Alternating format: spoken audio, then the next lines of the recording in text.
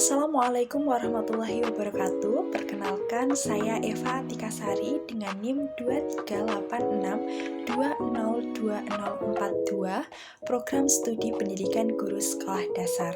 Pada kesempatan kali ini, saya akan mempresentasikan atau akan menjelaskan materi tentang tahapan pemecahan masalah matematika pada mata kuliah pembelajaran pemecahan masalah matematika di SD. Kita bahas pada pembelajaran kali ini. Yang pertama ada model polya dalam pemecahan masalah. Yang kedua ada model alternatif dalam pemecahan masalah. Dan yang terakhir ada penerapan langkah-langkah pemecahan masalah dalam konteks SD. Saja pada materi pertama kita akan membahas mengenai model polya. Dalam Tisngati 2026, tahapan pemecahan menurut polya terdiri dari 4 tahapan. Yang pertama yaitu memahami masalah, mengidentifikasi informasi yang diberikan dan apa yang diminta. Yang kedua ada membuat rencana, menentukan strategi yang digunakan dalam penyelesaian masalah. Yang ketiga, yaitu melaksanakan rencana, di mana menggunakan tahapan yang telah dirancang untuk menemukan solusi. Dan yang keempat, yaitu mengevaluasi dan merefleksi, memeriksa kembali solusi untuk memastikan bahwa hasilnya masuk akal. Yang kedua, yaitu model alternatif dalam pemecahan masalah, model Krulik dan Rudnick. Nah, model ini menekankan pada langkah-langkah sistematis yang dapat digunakan oleh siswa untuk memecahkan masalah matematika. Krulik dan Rudnick 1989. Dalam Tisngati 2026 mengembangkan model pemecahan masalah yang terdiri dari 5 tahapan utama, yaitu ada membaca dan memahami atau read and understand, memahami isi soal dengan mengidentifikasi informasi yang diketahui, yang ditanyakan, serta syarat-syarat yang diberikan. Yang kedua yaitu menganalisis atau analyze the problem, mengkaji hubungan antara informasi yang ada, menentukan konsep atau pola yang relevan, dan mengenali inti permasalahan. Yang ketiga, merencanakan strategi atau plan and strategy, menentukan cara atau langkah yang akan digunakan untuk menyelesaikan masalah, seperti membuat gambar, tabel, persamaan, atau menggunakan rumus-rumus tertentu.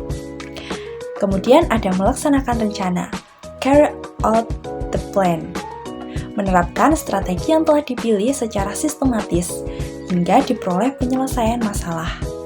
Kemudian ada meninjau kembali dan mengevaluasi, look back and evaluate, memeriksa kembali hasil dan proses penyelesaian untuk memastikan jawabannya sudah benar atau belum. Kemudian memastikan jawabannya logis dan sesuai dengan pernyataan atau pertanyaan. Kemudian ada model alternatif dalam pemecahan masalah model Scaffold. Dalam Tisngati 2026, model ini menekankan pada pentingnya sumber daya, heuristik, kontrol, dan keyakinan dalam proses pemecahan masalah. Berikut merupakan kajian dari teorinya. Yang pertama ada sumber daya, pengetahuan, konsep, rumus, dan keterampilan yang dimiliki siswa untuk membantu menyelesaikan masalah. Yang kedua ada heuristik, di mana strategi atau cara yang digunakan untuk menemukan solusi seperti membuat gambar, mencari pola, atau mencoba berbagai kemungkinan. Yang ketiga ada control, yaitu kemampuan mengatur, memantau, dan mengevaluasi langkah-langkah penyelesaian agar tetap sesuai dengan tujuan. Yang terakhir ada keyakinan, di mana sikap dan kepercayaan siswa terhadap matematika dan kemampuan dirinya yang dapat mempengaruhi cara menyelesaikan masalah. Contoh soal yang menggunakan teori polya, yaitu ada Ani memiliki 15 permen. Dia memberikan 7 permen kepada adiknya. Berapa permen Ani yang tersisa? Di sini kita menggunakan penyelesaian dengan model polya. Ada 4 penyelesaian tahapnya. Yang pertama ada memahami masalah, yaitu kita bisa menuliskan diketahui, Ani memiliki 15 permen. Kemudian Ani memberikan 7 permen kepada adiknya. Yang ditanya ada berapa sisa permen Ani?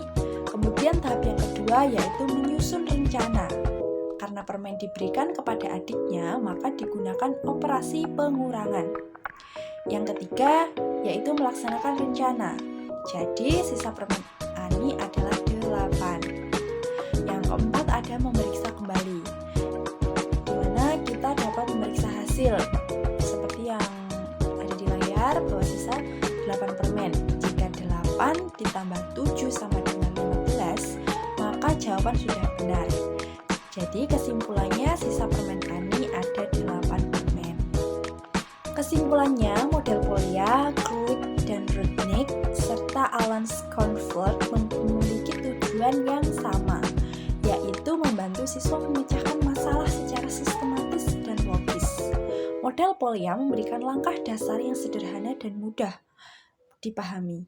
Model Kruik and Rudnick mengembangkan tahapan yang lebih rinci dan terstruktur sehingga proses berpikir siswa menjadi lebih terarah. Sementara itu, model Schoenfeld menekankan pentingnya aspek kognitif dan metakognitif seperti strategi, kontrol, serta keyakinan dalam proses pemecahan masalah. Dengan demikian, ketiga model tersebut saling melengkapi dan dapat digunakan bersama untuk meningkatkan kemampuan pemecahan masalah siswa secara